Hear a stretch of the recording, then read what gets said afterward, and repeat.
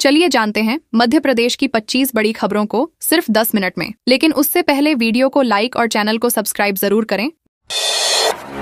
सदन में कृषि मंत्री ईदल सिंह कंसाना को आया चक्कर। मध्य प्रदेश विधानसभा में मंगलवार को उस समय अफरा तफरी मच गई जब सदन की कार्यवाही शुरू होते ही कृषि मंत्री ईदल सिंह कंसाना को अचानक चक्कर आ गया और वे बेहोश होकर गिर पड़े। उसी समय मुख्यमंत्री सदन में प्रवेश कर रहे थे। उन्होंने तुरंत स्थिति को देखा और मंत्री के पास पहुंचकर हालचाल जाना। इसके बाद स्पीकर और अन्य विधायक भी मौके पर पहुंचे। मंत्री को प्राथमिक उपचार दिया गया। स्वास्थ्य की स्थिति को देखते हुए सदन की कार्यवाही करीब 10 मिनट के लिए स्थगित करनी पड़ी। इस घटना से सदन में कुछ देर तक तनाव का माहौल बना रहा। SIR में 50 परिवारों के पास मिले कई आधार कार्ड। जबलपुर जिले के पनागर विधानसभा क्षेत्र के ग्राम हिनोतिया में SIR सर्वे के दौरान बड़ा खुलासा हुआ है। सरकारी जमीन पर करीब 50 से अधिक परिवार तंबू लगाकर रह रहे थे और इनके पास अलग अलग स्थानों के कई आधार कार्ड पाए गए हैं। हिंदू संगठनों की शिकायत के बाद जिला प्रशासन ने पुलिस बल के साथ कार्यवाही करते हुए मंगलवार को सरकारी जमीन से कब्जा हटाया। संगठनों का आरोप है कि ये लोग रोहिंग्या और बांग्लादेशी हैं जो सरकारी योजनाओं का लाभ ले रहे हैं। वहीं हटाए गए लोगों का दावा है कि वे घुमंतू बंजारा समुदाय से हैं। आदिवासी बोले सरकार बंदूक दिखाकर उजाड़ रही हमारा घर। सिंगरौली जिले के बासी बेरदह गांव की आदिवासी महिला सोनमती खैरवार ने भावुक होकर सरकार पर गंभीर आरोप लगाए हैं। उन्होंने कहा कि सरकार बंदूक की नोक पर जंगल कटवाकर हमारी जमीन छीन रही है। सोनमती का कहना है कि उनका 2 साल का बेटा विक्रम भी इस संघर्ष का गवाह बन रहा है। वो अपने बेटे और आने वाली पीढ़ियों के भविष्य के लिए ये लड़ाई लड़ रही है। दरअसल बासी बेरदह और आसपास के 4 गाँवों की जमीन घिरौली कोल ब्लॉक के लिए अधिगृहीत की जा रही है जो एक निजी कंपनी को आवंटित हुआ है। MP में 15 घंटे बाद किसानों का आंदोलन हुआ स्थगित। धार जिले के धामनोद स्थित खलघाट टोल पर किसानों का चक्का जाम करीब 15 घंटे बाद स्थगित किया गया। मंगलवार सुबह 5 बजे राष्ट्रीय मजदूर किसान महासंघ के नेतृत्व में किसानों ने नेशनल हाईवे 52 पर धरना प्रदर्शन शुरू किया था। दिन भर आवागमन बाधित रहा। शाम करीब 8 बजे कलेक्टर प्रियांक मिश्रा, धार और खरगोन के SP मौके पर पहुंचे और किसानों से चर्चा की। किसानों ने अपनी मांगों का ज्ञापन सौंपा। प्रशासन ने मांगे सरकार तक पहुँचाने का आश्वासन दिया। इसके बाद किसान आंदोलन स्थगित करने पर राजी हुए। 48 घंटे तक भूखे रहकर चला रहे लोको पायलट। भारतीय रेलवे के लोको पायलट और सहायक लोको पायलट 10 सूत्रीय मांगों को लेकर 48 घंटे की भूख हड़ताल पर है। ऑल इंडिया लोको रनिंग स्टाफ एसोसिएशन के आह्वान पर 2 दिसंबर सुबह 10 बजे से 4 दिसंबर सुबह 10 बजे तक देश भर के करीब 1,20,000 लोको रनिंग स्टाफ बिना भोजन के ड्यूटी कर रहा है। मध्य प्रदेश के कटनी, जबलपुर, सतना, भोपाल, इटारसी समेत कल शहरों की क्रू लॉबी में ही आंदोलन जारी है। जोनल सचिव VK जैन ने कहा कि लोको पायलट रेल सुरक्षा की रीढ़ है, फिर भी उनकी मांगे लंबित हैं। अनूपपुर में नाबालिग के अपहरण का आरोपी गिरफ्तार। अनूपपुर जिले के कोतमा थाना क्षेत्र में 16 वर्षीय नाबालिग के अपहरण के मामले में पुलिस को बड़ी सफलता मिली है। आरोपी अफरीद खान उर्फ बबलू को ओडिशा से गिरफ्तार कर सोमवार रात कोतमा लाया गया। पुलिस ने नाबालिग को भी सुरक्षित बरामद कर लिया है। नाबालिग 12 नवंबर को घर से लापता हो गई थी, जिसके बाद परिजनों की शिकायत पर अपहरण का मामला दर्ज किया गया था। पुलिस लगातार संभावित ठिकानों पर दबिश दे रही थी। फिलहाल आरोपी से पूछताछ जारी है और मामले की गहराई से जाँच की जा रही है। शाजापुर में 69 चालकों के लाइसेंस निलंबित। शाजापुर जिले में यातायात नियमों के उल्लंघन पर सख्त कार्यवाही की जा रही है। जिला सड़क सुरक्षा समिति के निर्देश पर चलाए गए विशेष अभियान के तहत पहले चरण में 69 वाहन चालकों के ड्राइविंग लाइसेंस निलंबित किए गए हैं। इन चालकों ने हेलमेट न पहनना, सीट बेल्ट न लगाना, मोबाइल पर बात करते हुए वाहन चलाना, ओवरलोडिंग और शराब पीकर गाड़ी चलाना जैसे गंभीर नियम तोड़े हैं। इसके अलावा कई वाहन चालक बिना वैध लाइसेंस के पकड़े गए, जिनसे मोटरयान अधिनियम के तहत 1,000 से 5,000 रुपए तक जुर्माना वसूला गया है।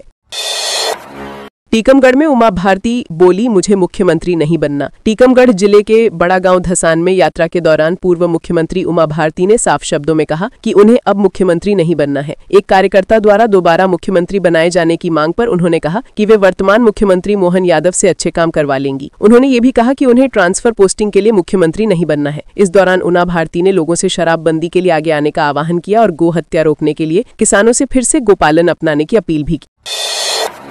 रीवा में युवक को बंधक बनाकर बेल्ट से पीटा। रीवा जिले के गोविंदगढ़ थाना क्षेत्र के डीही गांव में एक युवक को बंधक बनाकर बेरहमी से पिटाई करने का मामला सामने आया है। आरोपियों ने युवक को घेरकर बेल्ट से लगातार वार किए और पूरी घटना का वीडियो भी बना लिया, जो अब सोशल मीडिया पर वायरल हो रहा है। वीडियो के आधार पर पुलिस ने आरोपियों की पहचान शुरू कर दी है। युवक को काफी गंभीर चोटें आई हैं। घटना के समय मौके पर मौजूद लोग डर के कारण बीच बचाव नहीं कर सके। पुलिस ने पीड़ित की तलाश शुरू कर दी है और मामला दर्ज कर कार्यवाही की तैयारी कर रही है। सीधी में 30,000 का इनामी हत्यारोपी गिरफ्तार। सीधी जिले की पुलिस ने 3 साल पुराने सनसनीखेज हत्या मामले में फरार चल रहे 30,000 रुपए के इनामी आरोपी अतिबल कोल को गिरफ्तार कर बड़ी सफलता हासिल की है। आरोपी अगस्त 2022 में पुरानी रंजिश के चलते अरुण कुमार पांडे पर टांगी से जानलेवा हमला कर फरार हो गया था। शुरुआती मामला गंभीर चोट का था, लेकिन इलाज के दौरान 25 मई 2024 को पीड़ित की मौत के बाद इसे हत्या में तब्दील कर दिया गया। पुलिस ने तकनीकी सर्विलेंस कॉल डिटेल और गुप्त सूचना के आधार पर एक विशेष टीम गठित कर आरोपी को पकड़ने में सफलता पाई है। पूछताछ में आरोपी ने जुर्म स्वीकार किया है। टीकमगढ़ में यूरिया खाद संकट जल्द होगा खत्म। टीकमगढ़ जिले में लंबे समय से चल रही यूरिया खाद की कमी से जूझ रहे किसानों को जल्द ही बड़ी राहत मिलने वाली है। प्रशासन ने जिले में अगले 7 दिनों तक नियमित और व्यवस्थित तरीके से खाद वितरण की योजना बनाई है। कलेक्टर विवेक श्रोतिये ने बताया कि पलेरा क्षेत्र में 3 और 4 दिसंबर को टोकन दिए जाएंगे और 5 दिसंबर से नकद वितरण शुरू होगा। जिले की सभी सहकारी समितियों को पर्याप्त स्टॉक उपलब्ध कराने के निर्देश दिए गए हैं ताकि किसानों को लाइन में लगकर परेशान न होना पड़े। प्रशासन ने चेतावनी दी है कि कालाबाजारी करने वालों के खिलाफ सख्त कार्यवाही की जाएगी। किसान संगठनों ने इस फैसले पर संतोष जताया है। सागर में 15 साल पुरानी बस का रजिस्ट्रेशन निरस्त। सागर जिले में सड़क सुरक्षा को लेकर परिवहन विभाग ने सख्त अभियान चलाते हुए नियमों का पालन न करने वाले वाहनों के खिलाफ बड़ी कार्यवाही की है। जांच के दौरान एक 15 साल पुरानी यात्री बस का फिटनेस और पंजीयन निरस्त कर दिया गया और उसे तत्काल स्क्रैप कराने के निर्देश दिए गए। इसके अलावा 16 अन्य वाहनों से लगभग 39,000 रुपए का जुर्माना वसूला गया। आरटीओ ने बताया कि यह कार्यवाही यात्रियों की सुरक्षा को ध्यान में रखते हुए की गई है। विभाग का कहना है कि आगे भी लगातार अभियान चलता रहेगा और जर्जर बसों को सड़कों से हटाया जाएगा।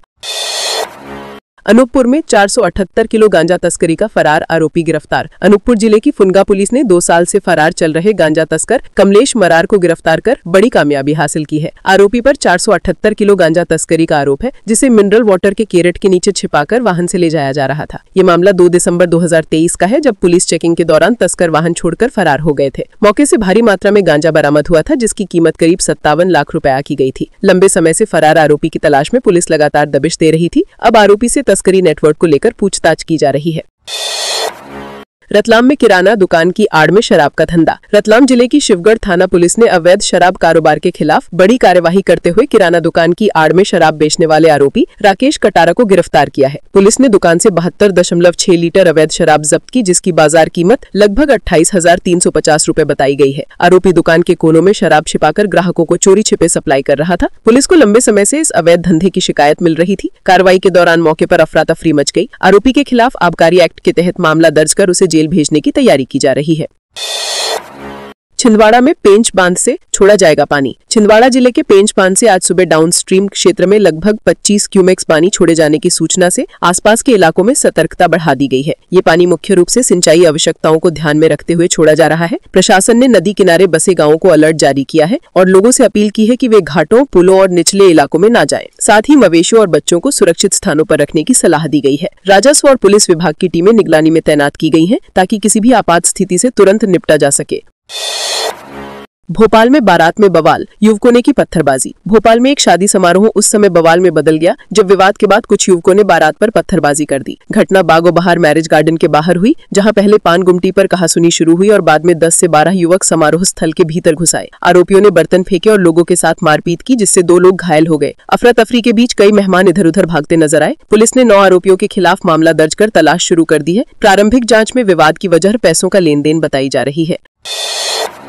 वीआईटी यूनिवर्सिटी को नोटिस, 7 दिन में मांगा जवाब। वीआईटी यूनिवर्सिटी को मध्य प्रदेश सरकार के उच्च शिक्षा विभाग ने छात्रों की शिकायतों को गंभीरता से लेते हुए कारण बताओ नोटिस जारी किया है। 3 सदस्यीय जांच समिति की रिपोर्ट में हॉस्टल मेस की अव्यवस्था, खराब भोजन और दूषित पानी की पुष्टि हुई है। रिपोर्ट के अनुसार कई छात्र पीलिया जैसी बीमारियों से भी प्रभावित हुए थे। विभाग ने विश्वविद्यालय प्रबंधन से 7 दिन के भीतर संतोषजनक स्पष्टीकरण मांगा है। अधिकारियों ने साफ कहा है कि यदि तय समय में जवाब नहीं मिला या जवाब असंतोषजनक रहा तो विश्वविद्यालय पर सख्त अनुशासनात्मक कार्यवाही की जाएगी।